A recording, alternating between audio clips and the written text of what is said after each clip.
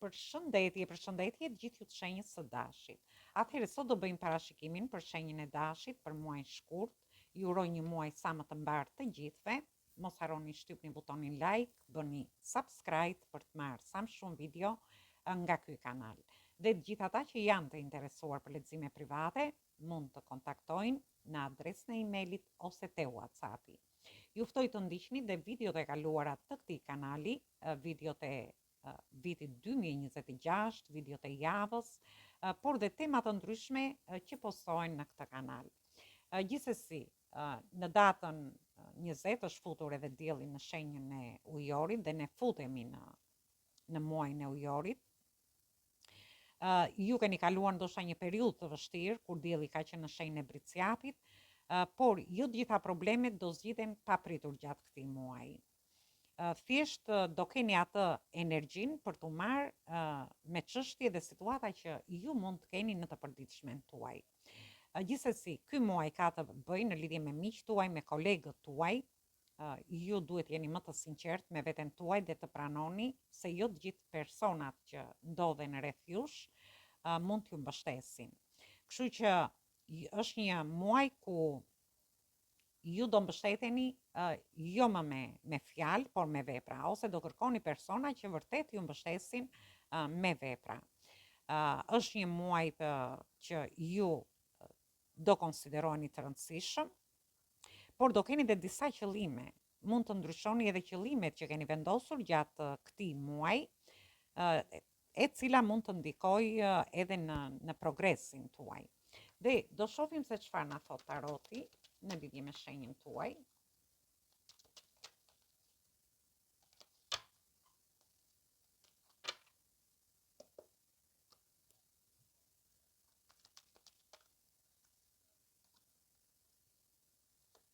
Atëherë, në javën e parë kemi të bëjmë me energjitë shenjave të tokës, energjitë shenjave të zjarit dhe përsëri energjitë të shenjave të tokës.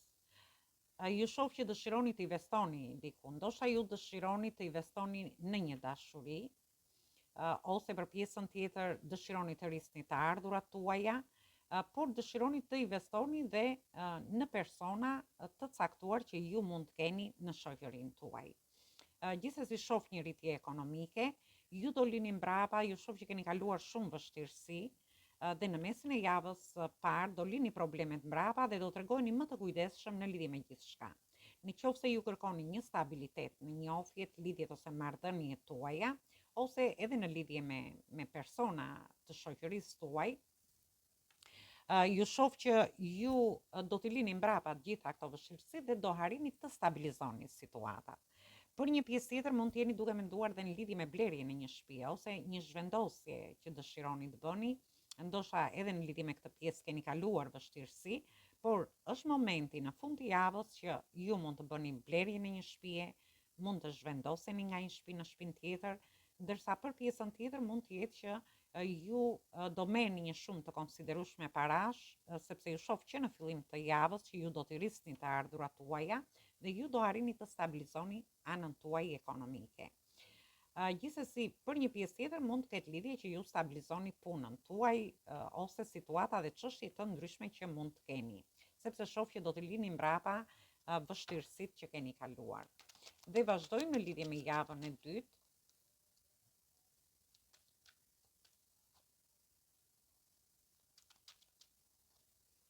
Në javën e dytë ju shoh jeni të përqendruar te marrëdhëniet tuaja, në njohjet, lidhjet ose marrëdhëniet. Një pjesë për jush do keni takim në lidhje me një person, ju shoh që keni shumë emocione, por në fund të javës do ndiheni në dilema.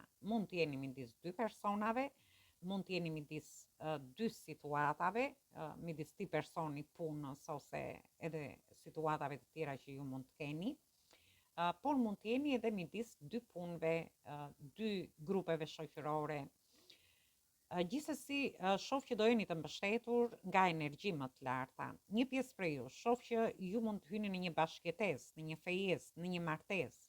Do ndiheni shumë të emocionuar, por do jeni duke shprehur dhe shumë emocionet në lidhje me këtë dashuri. Thjesht në fund të javës tregoni të kujdesshëm sepse do ndiheni pak në dilema në lidhje me situata të ndryshme që ju mund të keni. Për një pjesë tjetër do ketë kontrata të rëndësishme, lajme të mira në lidhje me punën, me karrierën, por edhe kontratat mund të jetë kontratë martesore në kuptimin që bini dakord me një person për të vazhduar përpara. Ndërsa për pjesën tjetër mund të jenë kontrata të ndryshme që ju mund të keni në lidhje me studimet, në lidhje me dokumenta të ndryshme ose diçka tjetër. Thjesht në fund të javës do t'rregojeni, do futeni pak në dilema në lidhje me zgjedhjet që ju do bëni. Dhe vazhdojmë në lidhje me javën e tretë.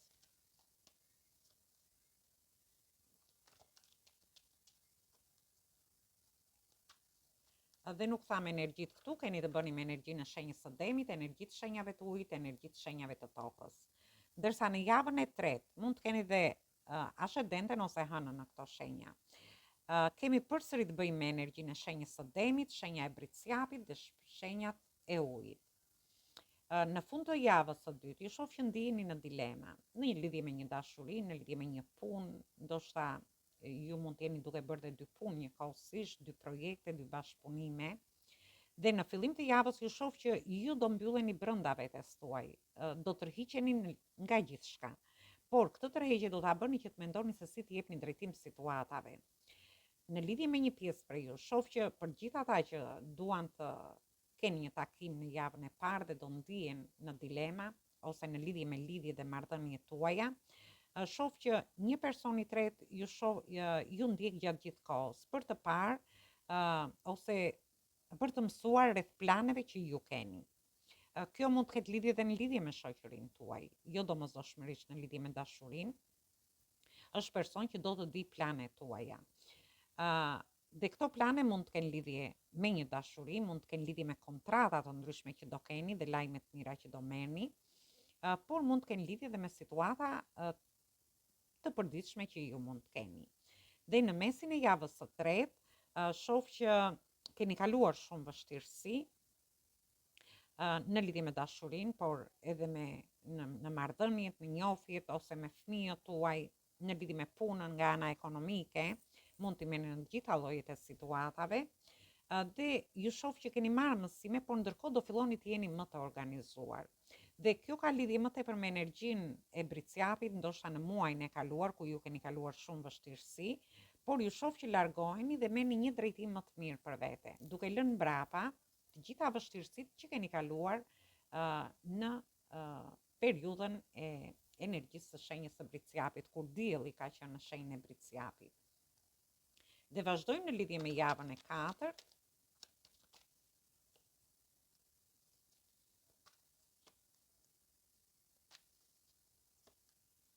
Në javën e katërt keni të bëni me energjitë shenjave të zjarit, që jeni ju vetë, kemi energjitë shenjave të ujit dhe kemi energjinë e shenjës së akrepit.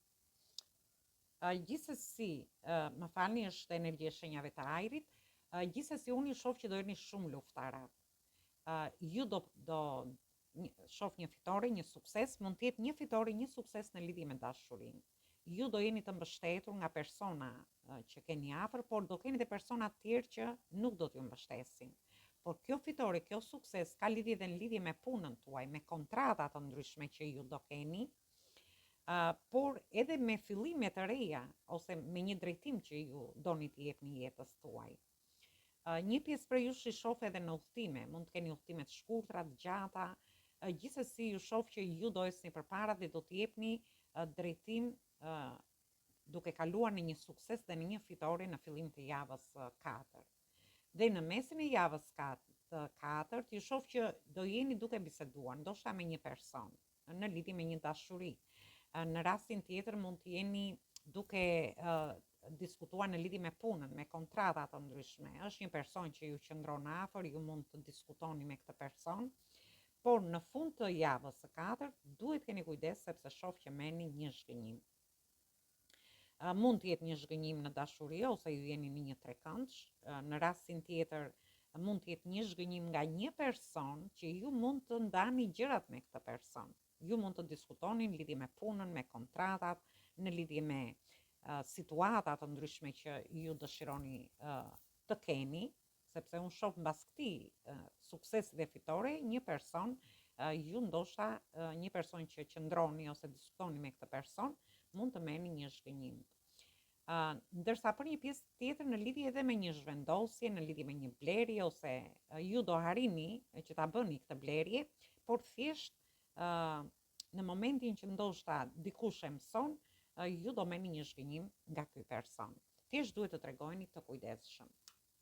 Gjithsesi, është një muaj fantastik, meritje ekonomike, kontrata të ndryshme, me dashuri, me fejesa ndoshta, martesa, bashkëtesa, edhe pse do ndiheni në dilema ose midis dy personave, ju largoheni nga vështirësitë që keni kaluar deri tani duke marrë një drejtim më të mirë dhe në momentin që ta merrni këtë drejtim, unë shoh që ju do jeni të suksesshëm.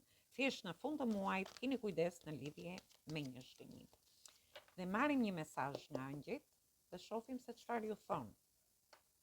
Dhe jemi te energjia e zjarit dhe këtu, dhe ju thot, mos braktisni, thot. Kjo thot mos braktisni një dashuri, mos braktisni një punë, mos braktisni një vend, sepse ju shoh që ju dëshironi që ndoshta të bëni dhe lëvizje gjatë këtij muaji. Kujdesuni për gjërat që ju keni ndërtuar, për gjërat që keni bërë. Nëse ju keni ndërtuar një njohje, një lidhje ose një marrëdhënie, atëherë kujdesuni për të. Nëse ju bëni një blerje shtëpie, atëherë kujdesuni. Nëse bëni një kontratë dhe i keni investuar në lidhje me karrierën tuaj, me punën tuaj, atëherë mos e braktisni këtë gjë.